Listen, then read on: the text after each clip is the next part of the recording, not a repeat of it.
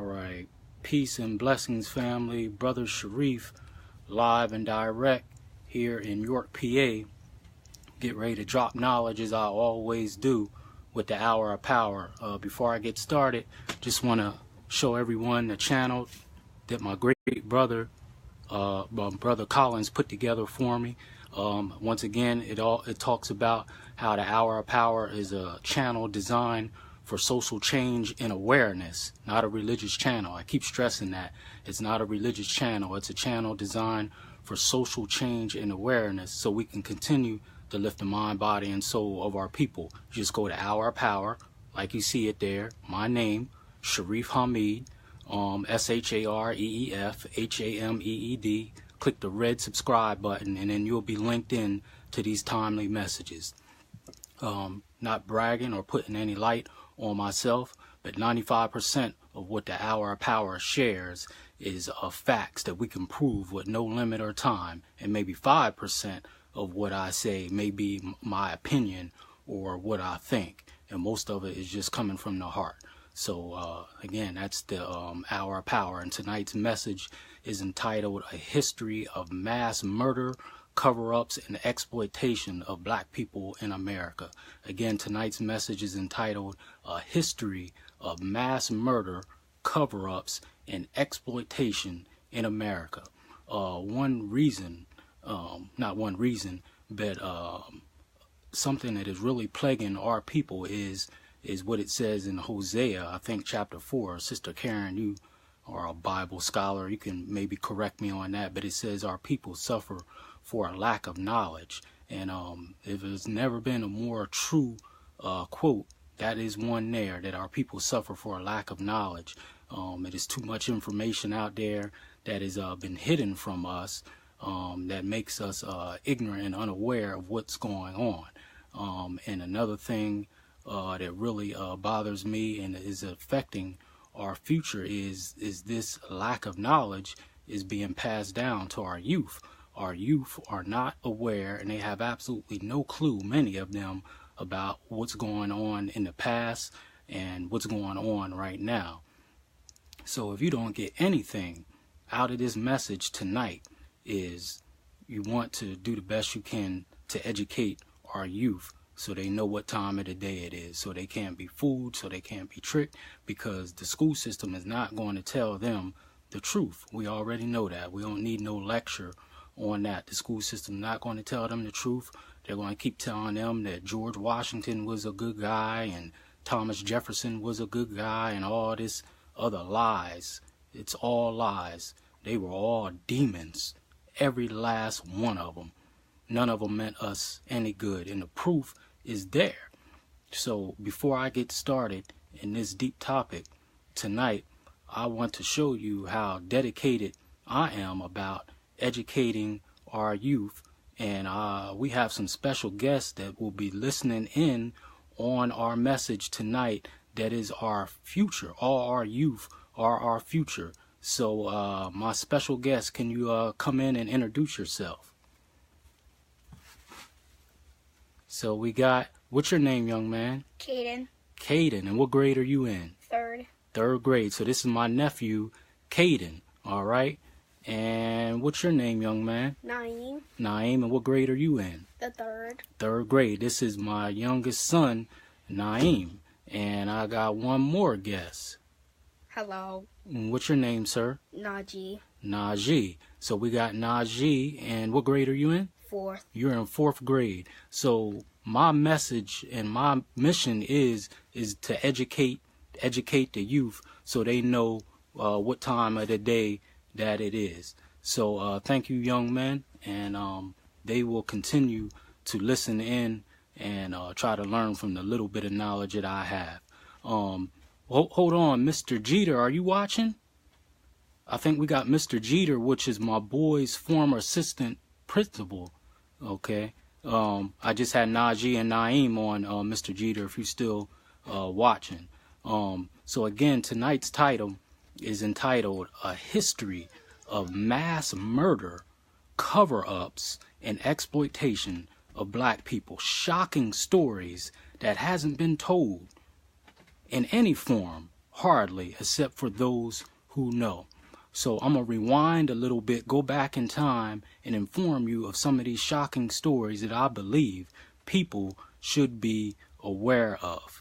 If you go, peace, brother, if you go back to 1889, it was a college, and it still exists, called the Medical College of Georgia. Write this down because you may not get this anywhere else. The Medical College of Georgia in Georgia. I'm not sure how far it is from Atlanta, because as soon as you say Georgia, everyone thinks of Atlanta. But I'm not sure where it is in Georgia. But it's a college called the Medical College of Georgia. Look how recent. You know, you get some Negroes that say, oh, these things that you are talking about or others are talking about, that happened many, many years ago. Just let it go. Well, do you know, in 1989, when a lot of us were just in middle school or elementary school, in 1989, construction workers at the Medical College of Georgia went to the east wing of the college to revamp and to reconstruct that part of the school. Talking about the Medical College of Georgia, these construction workers were hired to do some excavating, which means digging, to add an extra wing at the college. Upon their excavation, this is in 1989, not 1489 or 1389 or 1289, 1989 at the Medical College of Georgia. After excavation in the eastern wing at the Medical College of Georgia, these construction workers start digging, and they start digging up bones. They start digging up bones. It was hundreds of pieces of bones in the basement. They called the police and called anthropologists, who are people who are experts in studying bones. When these anthropologists and doctors did study on the bones, they found a total of about 10,000 bones. Do you know over 80% of the bones that they found in the basement at the Medical College of Georgia were black people? I'm going to say it again. In 1989, construction workers at the Medical College of Georgia, after doing excavation in the eastern wing in the basement at the Medical College of Georgia, found bones in the basement. And for those who don't believe what I'm saying, it's the hour of power. All you got to do is Google Bones in the Basement by Dr. Robert Blakely. They found 10,000 bone fragments in the basement. More than 80% of the bones were those of black people. When they started going into the records of the college, they went all the way back to 1889 and found that medical students, because it's the Medical College of Georgia, if they wanted to do research on heart disease or bone disease or the liver or the organs, they hired a black slave, because we're talking about 1889. Not too long after slavery. They hired a former slave, but they still had him in slavery. You can look this up too. His name was Grandison Harrison. Grandison Harris was a former slave, and then they just hired him to be what they called a resurrection man. They hired these students, if they wanted to do research on the heart, the liver, the lungs, or whatever they wanted to do that had to do with anything medical, they hired this former slave by the name of Grandison Harris to go into Cedar Grove Cemetery, which was an all-black cemetery, and rob graves for medical research. That's what these white students did with Grandison Harris, and that's how he got his nickname, the Resurrection Man, because he got known for excavating and robbing so many graves. And the reason for them sending him was so if someone got caught robbing graves, it wouldn't be them, it'd be the black man. So Grandison Harris got labeled the Resurrection Man because he was digging up the corpses of dead people in the grave, an all-black cemetery, bringing the corpses back to the school so they could do medical research. You can, if you don't believe me, because the hour of power, we don't speak on what we think or how we feel, straight facts that we can prove at no limit or time. Google Bones in the Basement by Dr. Robert Blakely. And you can also Google the Medical College of Georgia. They have gave some half-ass apology to President Clinton when he was in office. The survivors of the family. He had a secret meeting with them and apologized to them for this horrific tragedy that happened at this school. I'm going to say it one more time so you are absolutely clear in what I'm telling you. Medical students in 1889, you can also Google their picture. Google the class of 1889 at the Medical College of Georgia. You'll see them standing on the stairs, and then you'll see a dark-skinned black man at the very back of the picture. That's Grandison Harris. They hired him to go dig up corpses in graves so they could do medical research. And the reason how they knew what grave to send him to, back then there was no confidentiality. So if Miss Brown died from heart disease, they would actually put that in the paper. They would say Miss Brown passed away from heart disease. It isn't like it is now. It says someone died from an illness. They would actually tell in the public what you died from. So they would like, all right, Mr. Harris, go dig up Miss Brown's grave. We want to do some research on what causes heart disease. They sent him there, and he dug up so many corpses in the grave at Cedar Grove Cemetery, which was an all-black cemetery. He got the nickname Resurrection Man. You can also Google that. Resurrection Man Grandison Harris, if you don't believe me. And he dug up so many graves, he got that nickname. Brought them corpses back to the school so they could do medical research. And when they first found, and then when they got done with the research, they dumped their remains in the eastern wing of the medical college. So that's why when the construction workers was doing excavating, they found all those bones there. 10,000 bones, and 80 to 90% of the bones that they found were black people.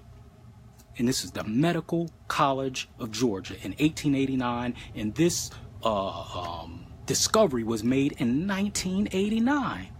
1989. It's not that long ago. That's nothing. Most of us were in elementary school or middle school. So again, Google Bones in the Basement by Dr. Robert Blakely. You could Google the Resurrection Man, the black man that they pushed up to doing all this grave robbing. These people are thieves.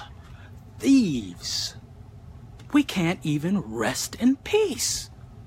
Now, moving on, in the late 1830s, another exploitation of our people. In the 1830s, it was this man who has a statue in Central Park. Y'all may have heard this, but you can't hear it enough. This man has a statue in Central Park in New York as we speak, and he is credited with being the father of gynecology. His name is Dr. Marion Sims. He is credited with being the father of gynecology. Of course, a gynecologist is someone who takes care of women's health, especially in their vagina area.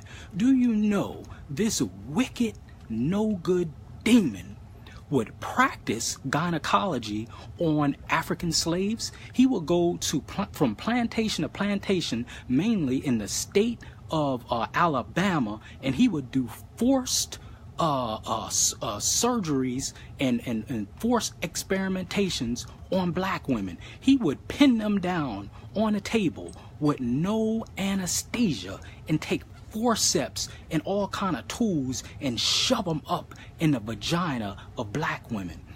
The women were in so much pain, as you can imagine, and would be kicking and screaming and hollering that he would hire people off the street to help pin them down, talking about the black women. And according to reports, he did at least 30 operations on a African slave sister named Anarcha.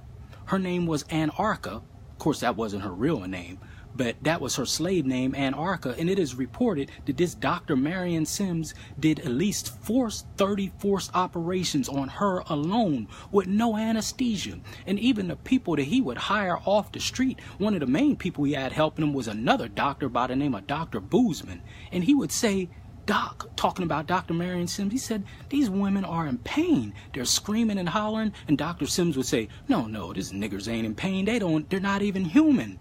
They don't feel no pain. This is what this demon, excuse me, I'm so upset right now. I'm gonna have to get me some water. Excuse me, family.